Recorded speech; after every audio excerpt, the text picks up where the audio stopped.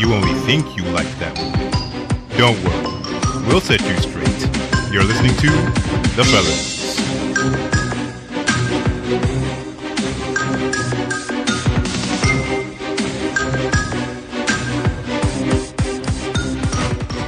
And that ends my statement on that. Oh. So now you know. Oh, we're recording. Yeah, we're recording right now. You've been recording the whole time, huh? No, Yeah, could have been, so. actually, but... Hey, everybody, listen to the fellas, yada, yada, yada, Antoine and Ray, yada, yada, hibbity, hibbity, hibbity. So today we went to correct an error that we made last week. We went out to see Zombieland last week. We saw Gemini Man. Wanted to see Zombieland, but we saw Gemini Man. Got a bit more than we expected. So it's like, all right, well, let's go watch Zombieland now to get exactly what we expected. Didn't quite turn out that way. Yeah, not really the way we wanted. But we did see the movie. Which was kind of weird because we was expecting Zombieland to still be in the Dolby Theater. Apparently, the 40th anniversary, or was it the 70th anniversary of the Wizard of Oz? It's the anniversary of Who Gives a Flying Fuck. It's the fucking... Yeah, apparently 1 week of Zombieland in the Dolby Theater was enough for them. They took that shit right out. Yeah. Apparently, I'm thinking most likely the sales weren't quite where they wanted them to be. So, they took it out of the Dolby Theater, and they just put reruns of The Wizard of Oz in there. Capitalism at work. They will feed you to the sharks. So we went to a standard theater, and I will have to say, the Dolby really would have helped this. Yeah. It really, really would have helped. Would helped a little bit more if they would have tried a little harder. Thank you. It was nagging at me. It was nagging at me because I was trying to say to myself, I mean, I know we usually save this for a little bit further down the line, but I'm telling you right now, I was a little bit disappointed in this movie. It looks like our mistake last week actually saved us. Well, no, the mistake last week, if we could have saw Zombieland last week in the Dolby Theater, I think we probably would have enjoyed it a bit more. Yeah, I guess you could say that. Yeah, I'm sure we would have. But, man, it's not bad. And, I mean, really, I got what I was asking for. I was like, why do I feel so unfulfilled? And I couldn't put my finger on it. And I think you just nailed it. What did you say it was? They could have tried a little harder? They could have tried a little harder. They phoned this shit in. That's what it is. They phoned it in. And I don't even want to talk about this scene that came out after the movie. And I think someone felt guilty. Like, they gave us 4 appetizers and no main course. Well, technically 4 appetizers would end up being a main course. Yeah, but, there's only so much you can do with pot stickers and, jalapeno poppers and mozzarella cheese sticks. You want some steak. It feels like I sat down at a restaurant. I already put in the order for the appetizers. And you got the diet menu? And I'm not gonna order the main course until the appetizer gets here. But before the appetizer got there, one of the guys was like, yo, this thing we're supposed to be doing, if we want, we could leave early. Well, shit, the appetizer's coming. Either way, I'm going to eat the appetizers. I'm just debating on whether I'm going to have a main meal. Maybe when the appetizer comes, I say, give me my check. Yeah. So the appetizer comes, and I eat the appetizer. But the whole time, instead of leaning back and conversating with my friends and this and that and chit-chatting about whatever, getting the phone number of the waitress, I'm just going through shit in my head about, should I get the main meal? Yeah. And because of that, I'm eating the appetizer, but I'm not really enjoying the experience of sitting down and having a meal. I could have snatched something up at McDonald's and ate it on the way there. Yeah. I sat down at a place to have the experience of sitting back and relaxing with my friends, and I can't do that because I'm busy anticipating whether I'm going to stay for the rest of it. And that's what it felt like watching this movie. I really just couldn't soak it up because I was like, okay, here's something funny, I guess. And, and I was just sitting there like, I can't enjoy this. It's like I'm taking a piss, but I'm trying to clench my butt cheeks because I got to take a shit. Oh. And I don't want some leakage. You don't really enjoy the piss. Oh. You spend more time being worried while you're pissing. Yeah, you don't want a shark to happen. You don't want leakage. So you can't really enjoy what it is you're doing. That's what this felt like, which is very disappointing. But like you said, Ray, the number one problem with this, they just phoned it in. Yeah. That's the number one problem. The jokes you could see 5 miles away. All the funniest shit, and I've seen this happen so many goddamn times. Was it a trailer? All the funniest shit was in the trailer. They kind of just... All the shit with them being at the White House in the trailer. Them meeting the clones of themselves in the trailer. The ditzy blonde who wasn't in the movie as much as you thought she was going to be. And I'm like, yo, she's not going to be in the movie that much. I really wouldn't have put her in the trailer. Or I'd have put just like a small snippet of her. All the best shit was in the trailers. So if it was funny, you already got it out of your system. And all the other funny shit was excruciatingly predictable. So the movie basically shot itself in the dick with what they did with the trailers. Yeah. And I've seen this happen way too many fucking times. I think what we should do is go by step of what kind of killed this movie. 'Cause, I mean, it should have been good. I wouldn't say it killed the movie. I would just say It killed the potential. yes. It didn't kill the movie. Because I like the franchise. I really do like this world that they built, and I love these characters. These characters from the first movie, I love these characters. And Well, you love the characters, but here's the thing. Okay, number one problem, none of the characters changed since the first one. That bothered me, okay? I mean, at first, it looked like they had, because remember, the first one was in, hold on, what year was the first one out? It's the fucking poster for the Double Tap. And God, look how Photoshopped she is in this poster. Yeah, she is Photoshopped. She is Photoshopped. Abigail Breslin is Photoshopped 2009. like a motherfucker. Okay, so it was 10 years ago, right? Yeah. 10 years ago, and they all still act the same. There's been no growth. You know, fucking Tennessee, which is Woody Harrelson, is still the macho asshole who doesn't take any of this seriously. A lot of masturbating in that. Yeah. In that Jesse Eisenberg, who plays as Columbus, he's a little bit better. He's still the slightly insecure. He should have grown guy. a little bit. He should have grown. They should have had him with a fucking beard. Yes. This is what really pisses me off. Emma Stone, who plays as Wichita, is still the frosty, frigid bitch. Even though at this point, her and Jesse Eisenberg's character I've been fucking. Yeah, they're pretty much in a relationship. And the whole thing is, it's like, yeah, I'm a frigid bitch who won't get close to people. Here's a kid who's naive and wears his heart on his sleeve. And you see those sort of people get together all the time. Because the woman brings out the motherly protective instinct. I must protect this child. And that's what makes him attractive. So you see that all the time. Okay, I get why they would hook up. That's fine. But after all that time, she's still the cold, frosty, frigid bitch treating this guy. He don't know shit. Unless you didn't give her an orgasm or something. That doesn't really. It's not about the orgasm with guys like that. It's just the fact that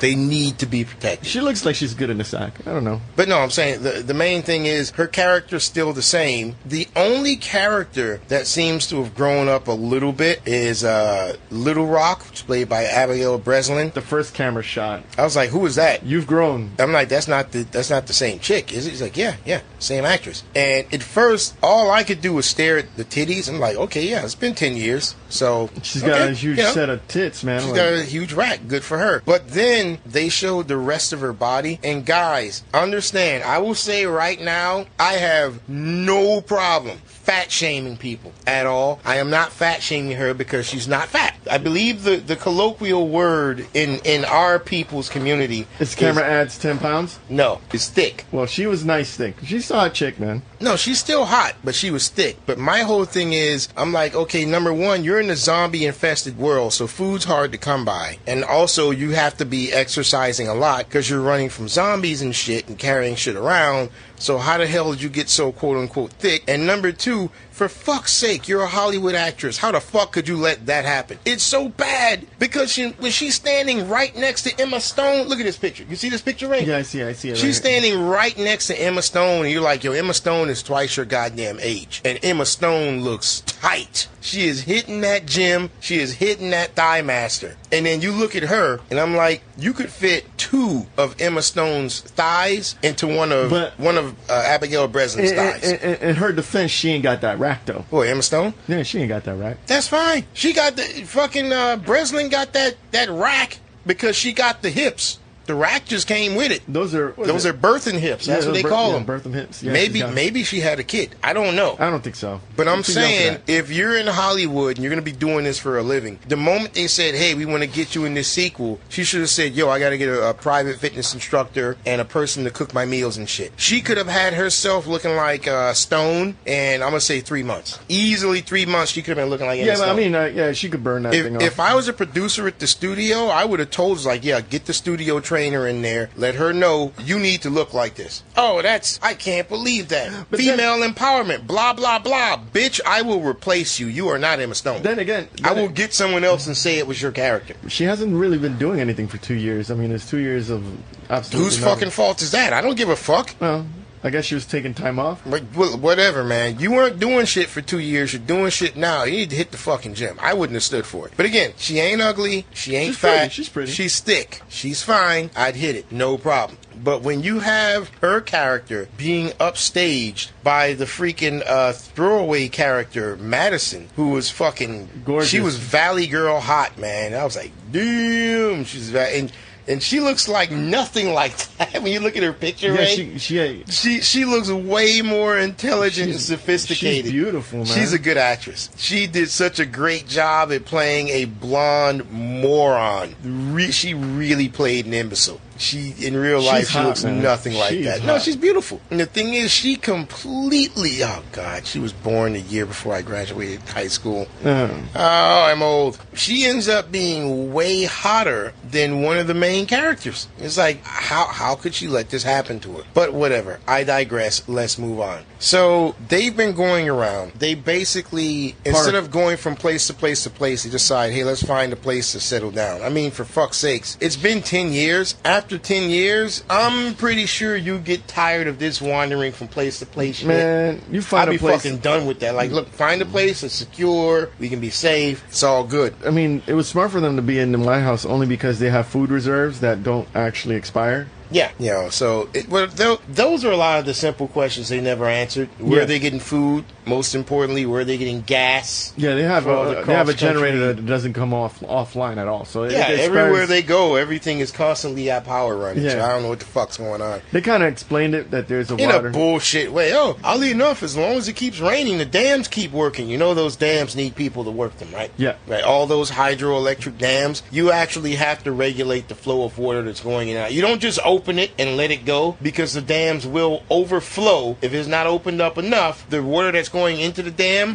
you could flood the entire land below it if you keep it completely open for too long. You don't just leave it. You need people to work it. Also, some of the generators can overtax themselves if you're giving them too much energy. Fucking Hoover Dam, they don't just have all the generators in there running. It powers up certain generators. Then once they get to a high point, you tell them to stop taking in new power, and you tell other generators to start sucking up that power. Yep. And you don't switch them back until those first generators have run dry. Then you swap it back again. Otherwise, because remember, the water never stops. Yeah. So it'll never stop charging, and it's not like plugging your fan into an outlet. A generator is basically a battery, and if it overflows, it's gonna blow up. Yep. So without people there to regulate that makes no sense. This is boring. Why am I talking about this? I'm sorry. I got on a fucking tangent. Wait, I was thinking about breasts. Boobies. Tatas. Yeah. There's a lot of hot fucking bras in this movie. Yeah, I mean, Rosario Dawson, bless her. She's got a huge... At first, I was like, who's this broad? She's got a huge rack. And then when she started walking away, I was like, ooh. Yeah, if you want to see a huge rack, you could just watch that movie called Alexander.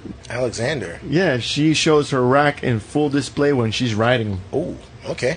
Naked as fuck. They decide to go to the White House, and they're fine, and everybody's happy. You know, Emma Stone is great. Jesse Eisenberg is great. They're both in a relationship. They're both sleeping in a Lincoln bedroom together. Woody Harrelson is happy because he has a family. Yeah. Because remember, in the first one, you learn he hates zombies so much because they ate his dog. But by the end of it, you learn, no, they didn't eat his dog. They ate his fucking baby son, his toddler son. And he remembers it as being his dog to avoid the pain of reliving the fact that he saw them eat his fucking child. So it's like, wow, that's deep. That tugs at the heartstrings, whatever. But now he's happy because he has a family again. Yes. And he treats Abigail Breslin as like, you know, the little girl, the daughter. Now, here's the first problem. It really would have helped if they would have saw them like being raised up, see them coming up, see him getting to know her more like a little girl, like his daughter. Yes. But they never did that. They just jumped straight to, here's 10 years later. Now, Breslin is pissed off because she's still being treated like a child. Yes. But there's no one else there that's her age. That's what's bothering her. And you get to see now we are watching that scene of Alexander I was just mentioning about. Yeah, but I can multitask. Yeah. I'm impressed with your focus. Oh, absolutely. I do this all the time. I live for this shit. Yeah. But look at that. Oh yeah, she's beautiful. She's beautiful. What ends up happening is Jesse Eisenberg proposes to Emma Stone, and this is about where I start to get frustrated with this. He proposes to her with the Hope Diamond. Yes, which is beautiful. Yeah, which, by the way, there's a whole bunch of, we're just going to get this stuff that we should never have access to simply because there's no one around. It's like, where the fuck did you get that? Oh, it's the Hope Diamond. Where'd you get that? If I asked the producers, where'd they steal it from? They wouldn't be able to tell me. They just say, dude, who fucking cares? It's the Hope Diamond. You're proposing with the Hope Diamond. Isn't that zany? The most expensive thing in the world is now like kind of a joke because there's no people around. It's zany. I'm like, yeah, but it's fucking stupid. I'm saying, how can you fucking get a hold of that? Just because there's no human doesn't mean that the triple secured vault that it's sitting in is going to be open. That is even true. that you even know where the fuck that is. That's true. That's what I mean when I say they're being lazy. Yeah, they were being lazy. Oh, I got Elvis's pink Cadillac, the pink Cadillac that Elvis had. Okay, why is that available? Oh, because there's no one there to stop me there from taking it. No, I mean, how would you know where it is and how would you be able to take it? And then you would have to restore that fucking thing. Yeah. Oh, the presidential limousine, the armored car known as the Beast. Okay, well, the White House doesn't actually have parking garages. That's brought to the White House to pick the president up. They don't have parking garages in the White. That's a security threat. No vehicles go in the White House. So where'd you get that? And then when you got it, how'd you start it? Oh, I can hotwire it. No, you can't hotwire this.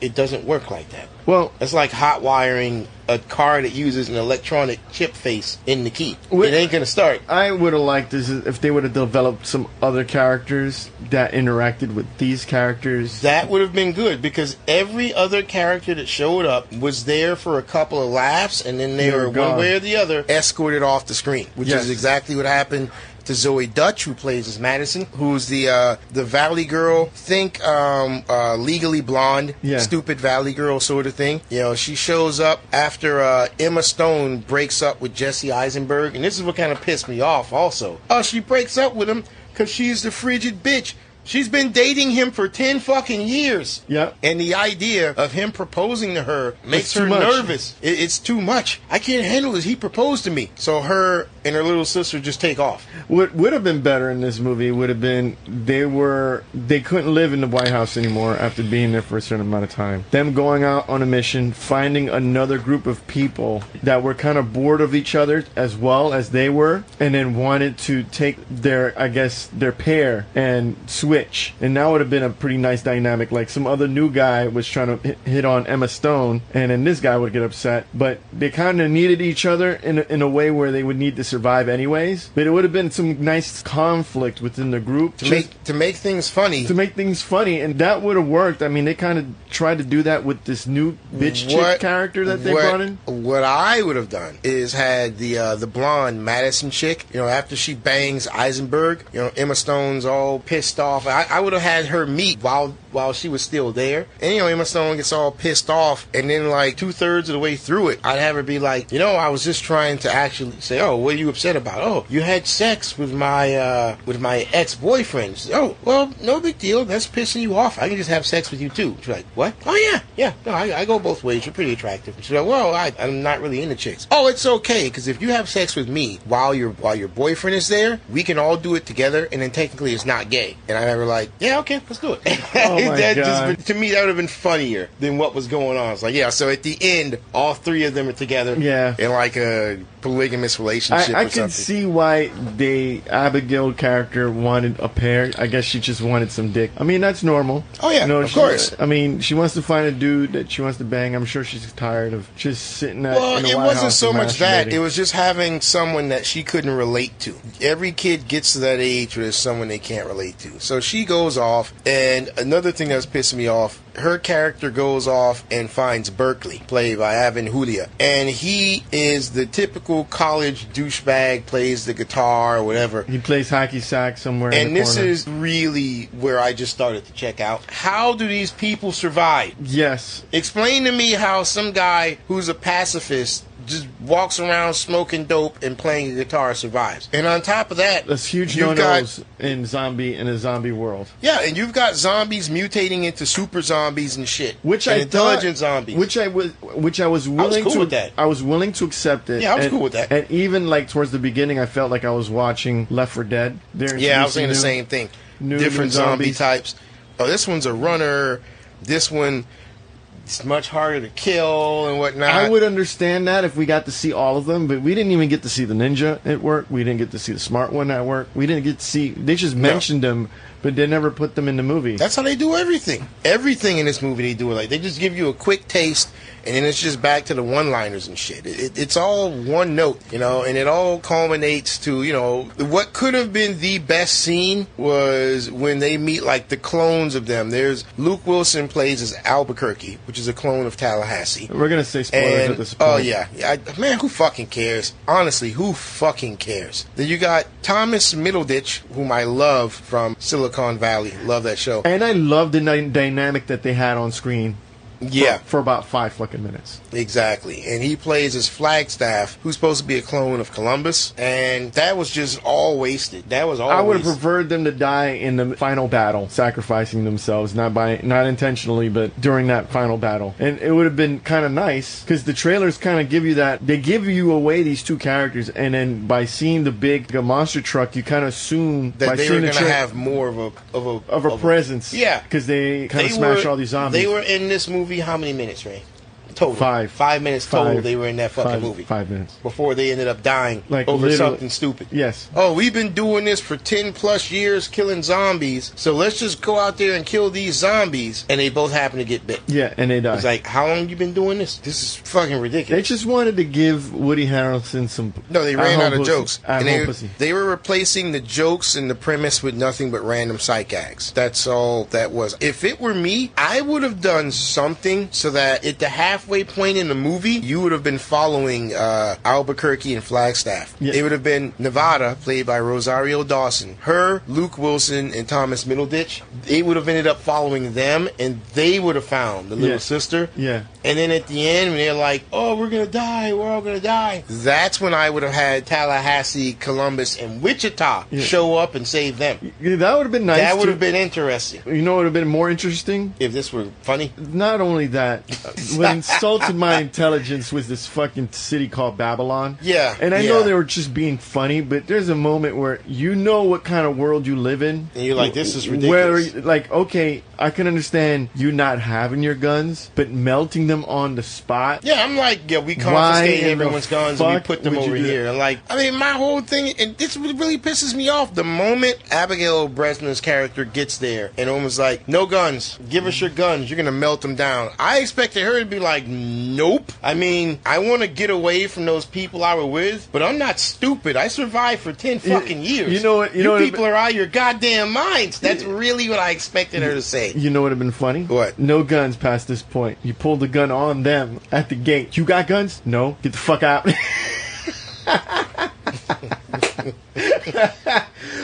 How are they going to stop you? How are they going to stop you? That would be very clever. And I halfway expected that to happen. I was like, someone's going to come and rob him or something. Get the fuck out. Say, okay, no guns past no this guns. point. Have this guy go out and take his gun. As soon as he comes to take the gun, hey, you got any guns? Nope. Shoot him. Walk in there. Just start shooting up the place. This shit is mine now. This shit is mine. Fucking ridiculous. These people were fucking retarded. None of that made I would sense. assume that they would left it a storage unit with the weapon. That's Okay. what I would have figured. But they were melting it on the spot, and I actually voiced my disgust. I was like, get the fuck out of here. Melt down all the fucking guns. Idiots. Fucking that's the sort of thing that took me out. That you would ask yourself, really fucking took me out. how in the hell did these people survive? This doesn't make sense. The bubble-headed blonde should have been dead. All of those hippies should have been dead. This chick being in her little Elvis bungalow with all the neon lights and shit. You can see that from a mile away. Why haven't the zombies come and yank that shit out the ground? Yeah, there's too many. You're excusing too many things just to forward the plot. And you're like, there's no threat. There's no sense of urgency. Everyone's a moron, yet they still live. So the only thing you have to go on are the jokes. And the jokes are just don't try that much. In the first Zombieland, they were begging for a fucking shower. Yeah. And that was just enough. Yeah, just a shower they were having. In this one, there was like, there's no complaints. Unlimited gas. We got unlimited gas. We don't know how far we're going. Unlimited gas. Fuck. There's nothing more to say. There's really not much to say. Let's rate this shit. All right, I'll tell you right now, I actually feel bad doing this. No, let me go first. Okay, you go. All right, not watching it release week might have affected my outcome for this movie. I genuinely think if we'd have seen it in the Dolby Theater, we would have been. The movie wasn't bad, but there was just too many missteps where some producer should have just came up and said, "Guys, it's funny, but where's the zombies? Like, we got a romance story, and then." They just threw in zombies towards the end. It's like, oh, there's like no fucking zombies here. We got zombies at the beginning, we got zombies at the end, but we really ain't got zombies in the middle. It's just not enough of the zombie feeling. It just felt like a romance movie. It wasn't bad. It's just they did stupid decisions to pull me out too many times. I'm gonna give this a low rental, only because it's not horrible. It's shot competently. It's not boring at all. It's just, I feel that ending scene with Bill Murray that they did was just pandering. Yeah. They really needed, because I was leaving kind of disgusted, but, you know, anytime you get to see Bill Murray fuck up some shit, it's kind of funny. Okay, Ray, I think I get what you were saying. You just couldn't push it right up over the hill, so I'm going to push it over the hill for you. The problem was laziness. Yes. That's what it was. The jokes felt lazy, the movie felt lazy, and the problem, I can point it out to you right now, all the story and the plot was, everything that happened was nothing more than a device to push you towards a scene that'll have something funny. Like if you say, hey, it'll sure be funny if people kill zombies this way, and it'll sure be funny to blow up these zombies, and it'll sure be funny to have a clone of yourself and beat him up while dressed up like Elvis. All that stuff would be funny. So let's throw together some sort of plot points that can get us to those points. Yes. Those points have nothing to do with the plot, but I'm going to make a plot whose sole job is to get me to those points, because that's all the movie is about. Seeing those scenes, seeing those points. Instead of saying, I have this awesome story, I have this awesome plot, and all of those scenes and those points are only there to accentuate the overall plot. All this shit that was happening from scene to scene to scene to scene, every single one you could have cut out, and you will have lost nothing to the overall Yeah, you're plot. right. Just like you could have cut out that scene where they lose Madison chick, and then you think she died, but technically she didn't die. You could have had her all along, and you would have missed nothing. Yeah, her being there or not being there would have changed absolutely nothing. Nothing at all. Her being there just provided them the chance to have the main character and Emma Stone bicker and banter about dumb shit. But that's it. And all of that, at the end of the day, the shit was just lazy, man. And because of that, I mean, to be fair, I got what I should have gotten, just not as good a version. Yeah. So because I got what I should have gotten, and I know what I came there for, I'll still give it a good review. I'm going to give it a middle of the road rental. You gave it a low rental, which is fair. I'll be a little bit more lenient and give it a middle of the road, but at the end of the day, it's still a rental. Technically, it's like a rental. You ain't got nothing else better to watch. I would not leave my home. Yeah. I shouldn't. I'm pissed that I had to get in my car and waste gas to go down to the theater and see this. Yeah. I could have stayed home and just in my boxers. I could have slept a little bit later because I know I don't have to leave at a certain time. Shit, man. Woke up in my boxers and watched it. So there you have it. All right, guys. Don't forget to visit us on our website at g2ta.net and gottatalkabout.com, and don't forget to subscribe. And for those who have been starting to comment, thank you. Comment some more, because if not, the algorithm won't pick us up. And those who are listening to us on YouTube, please just give us a thumbs up, like, and subscribe. Unfortunately, that's what everybody's fucking begging. I hate even doing this. What? Begging for like and commentary. Don't fucking do it. I'm just here. You know, you want me to be on my knees, I'll be on my knees to beg. What? I'm not like all those other people that they're just saying, make you go through all the bullshit, and they beg. They're going like, you click on a video, and it's what I call, they're begging you before you get to see their content. I'm like, fucking please, can I just see what the hell I'm getting into before you have to sell me on subscribing and liking? It's a fucking pandemic out there on streaming media. Give me likes and subscribes. That's why I do it at the end, guys. You should be thankful. Bother you with this duty and this service for us at the very end. You ain't got nothing to say on this shit? No, I'm sorry. I'm looking at this. Look at this stuff. Are you still with this now? How could she let herself go like this? I can't get over this. But I'm just saying, when you see them standing next to each other, it exemplifies it. That's all. But she's cute right there. Don't change the fact that girl thick, boy. Uh-huh. She thick, boy. She'll squeeze that shit out of you, man.